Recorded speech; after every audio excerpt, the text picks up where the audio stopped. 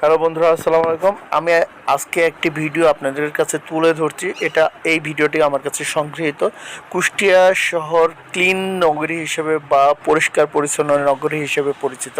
শুধু তাই নয়, আমাদের কুষ্টিয়াকে নিয়ে আমরা অনেক বেশি গর্ববোধ করি, কারণ শিল্পের নগরী বলা যায়, শিক্ষার নগরী বলা যায় এবং সাংস্কৃতিক নগরী হিসেবে কুষ্টিয়া সর্ব জায়গা পরিচিত। তো আপনাদের কাছে আমাদের একটা অনুরোধ থাকবে, যারা প্রশাসনিক আছেন এবং যারা কুষ্টিয়াবাসী আছেন, আমরা আমাদের কুষ্টিয়াকে নিয়ে অনেক বেশি গর্ববোধ করি।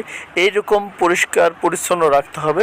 গরু ছাগল দিয়ে রোডের মাঝখানে যদি এইভাবে চলাচল করে, তাহলে বাইরের মানুষ যে যখন কুষ্টিয়াকে এত সুন্দরভাবে যারা জানে, বাইরের মানুষ যে যখন দেখবে কুষ্টিয়া পরিষ্কার না, এরকম গরু রোডের মাঝখান দিয়ে খাওয়ানো হয়, তাহলে কি অবস্থা হবে।